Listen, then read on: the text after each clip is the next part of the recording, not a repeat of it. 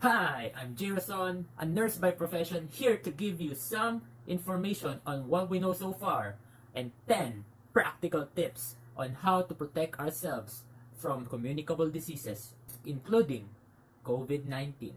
So stay tuned.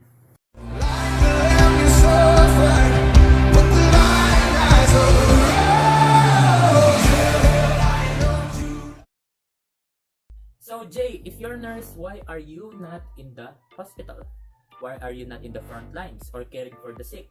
I'm an occupational health nurse under ONAP, which means hindi po ako nag-specialize sa hospital but more on the safety and health aspects of a company. Now I'm working as a research nurse.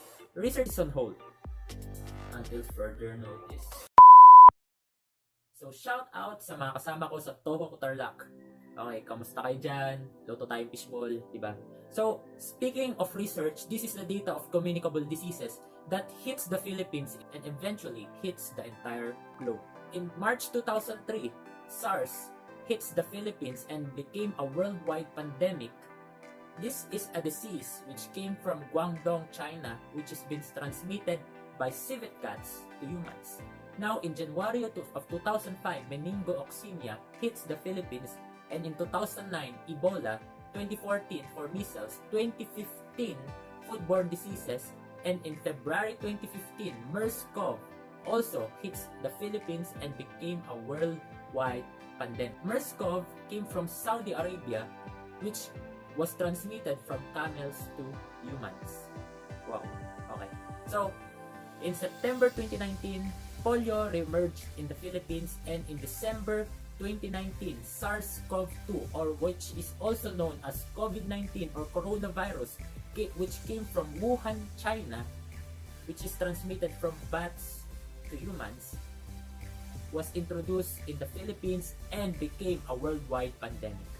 Not to mention animal-borne diseases, rabies, HIV, AIDS, dengue, malaria, tuberculosis, parasitic infections, viruses, bacteria that makes children have their diarrhea, and so much more. But what is fascinating in the record of outbreaks in the Philippines, if we trace back what happened, you can see that even an emerging disease hits the country. We can cope, we can adapt, we can fight, and eventually we can push through. So why is it different for COVID-19? Yung iba napaisip sa atin, grabe naman bansa namin. Yearly may tumatamang sakit. Isipin na lang po natin, yun na nga yearly may mga sakit na tumatama sa bansa.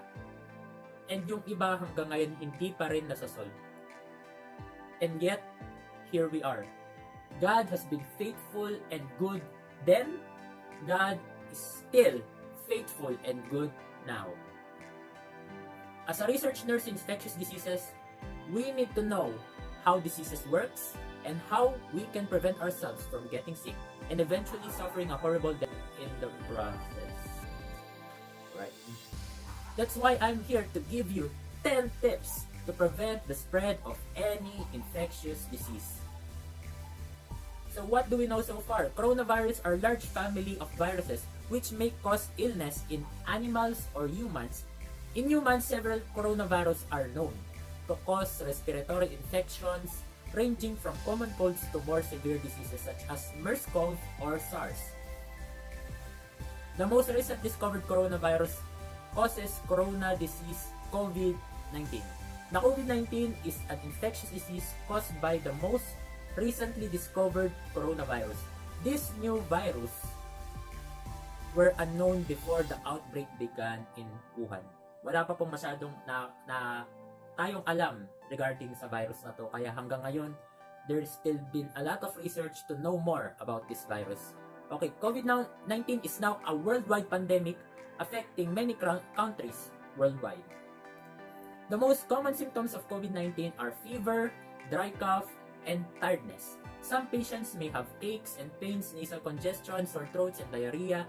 These symptoms are usually mild and begin gradually. Some people have been infected but only have very mild symptoms. Most people, about 80%, recover from the disease without needing hospital treatment. Around 1 out of every 5 people who gets COVID-19 becomes seriously ill and develops difficulty breathing. Older people and those who are with underlying medical problems like high blood, heart problem, lung problems, diabetes, and cancer are at high risk for developing serious illness. However, anyone can catch COVID-19 and become seriously ill. Even people with very mild symptoms of COVID-19 can transmit the virus. People of all age who experience fever, cough, and difficulty breathing should seek medical attention. So napakaklaro po, kapag ito daw pong virus na to, meron tayong 80% na recovery rate. But, it is highly contagious. Madali po itong makakawa. And ang mga matatanda, mga bata, at yung mga may sakit, ang pinaka-high risk na tamaan ng virus na ito. So, the fatality rate of severe human coronaviruses is this.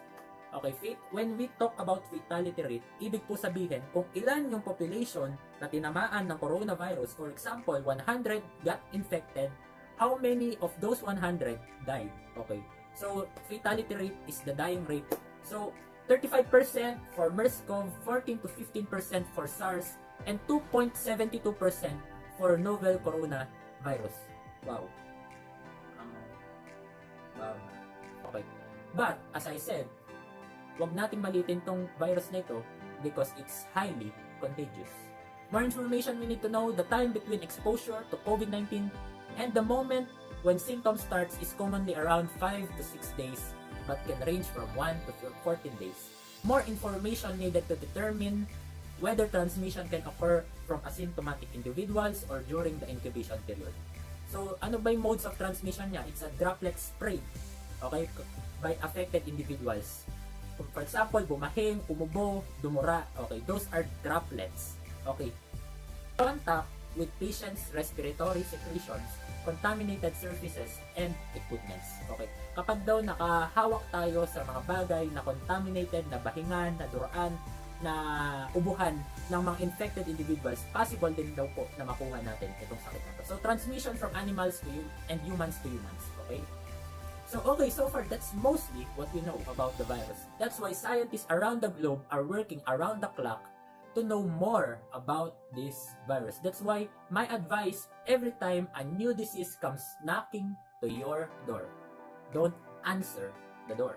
Why? People don't have a clue how will they treat you, let alone how did you get infected, or how will you infect others. That's why it's better to play safe than sorry. It's not that we're cowering and giving fear of the disease dominion of our lives, but we know that we're protected by God Almighty 24/7, and we did our part not to be an added casualty. Di po tayo nagiging pasaway pagdating sa mga pinapatupad ng gobyerno for our sake, for our family, and for our country and the world. Tandaan nyo po yun. Hindi lang po sarili ninyo, but think about your family. Think about the people around you. Kapag ikaw na-affectuhan, lahat sila damay. Diba? Kami po sa company setting, every time I revise regulations for the betterment of the health and safety of the people, real talk lang po. Hindi sila sumusunod at kumokontra sila. Okay? Why? Kasi di sila komportable, hindi sila sanay. Well, we need to embrace the new norm. Na ginagawa itong mga rules and regulations na ito para sa kapakanan natin. Just imagine for us health professionals, kung sinabi namin ayaw naming mag-hand washing, ayaw naming mag-PPE, every time na nasa hospital kami, possible na magkasakit kami, and maipasa yon sa ibang tao, maipasa yon sa ibang pasyente, or even sa aming mga pamilya, sa mga aming mga mahal sa buhay, and even sa aming community. Let's make it part of our life. Di lang po to temporary, but let's make it a lifestyle. For example, paghuhugas ng kamay. This can prevent coronavirus and so many other diseases from entering your life. Kung gagawin siyang lifestyle, mababawasan yung mga batang nagkakabulate, yung pagkakaroon ng infection sa tiyan ng mga anak po natin because they lack personal hygiene. Okay, in ending, I want to share with you Proverbs 24, 5-6 and 13-16. It says there, the wise prevail through great power, and those who have knowledge master their strength. Surely we need guidance to wage war, and victory is won through many advisors. Naalala ko po ng mga panahon na nanonood kami ng mga pamangkin ko ng Infinity War and Endgame. Nung pong sa Endgame, before they engage in the war, there was so many advisors. They have Doctor Strange, Iron Man, nandun din po si Captain America, nandun din po si Black Panther. So, ang dami pong nagbibigay ng advice. They have so many advisors, and yet, the brains of the operation was Iron Man. And Thanos was not defeated by any great power. Hindi po siya yung pinakamalakas, hindi po siya yung pinakamagaling, hindi po siya yung pinakamalaki. But he is the wisest among them all. Kaya po nila natalo si Thanos. Okay? So, why the wise prevail through great power. Now, sabi dito, eat honey, my son, for it is good. Honey from the comb is sweet to your taste. Know also that wisdom is like honey for you. If you find it, there is a hope for you. There is a future hope for you. And your hope will not be cut off. Do not lurk like a thief near the house of the righteous. Do not plunder their dwelling place. For though the righteous fall 7 times, they will rise again. But the wicked stumble when calamity strikes. Ano po sinasabi dito ng Diyos? Sabi niya, those who have wisdom, they will have a future hope and they will not be cut off. Kaya kapatid, sa mga panahon ngayon ng kalamidad, we choose to find wisdom. Why? It says in God's promise that your future hope will never be cut off.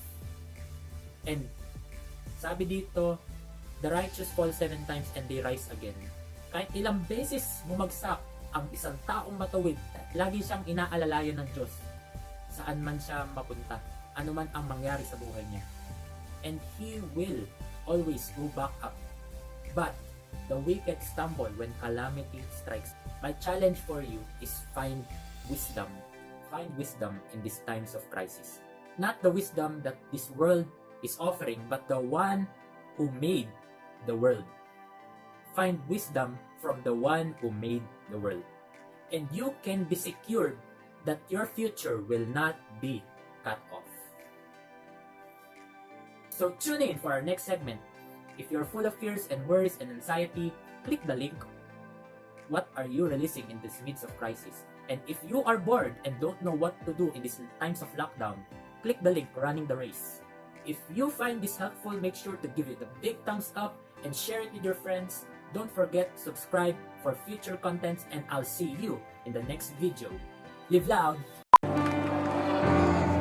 Prepare the way of the Lord, prepare the way of the Lord.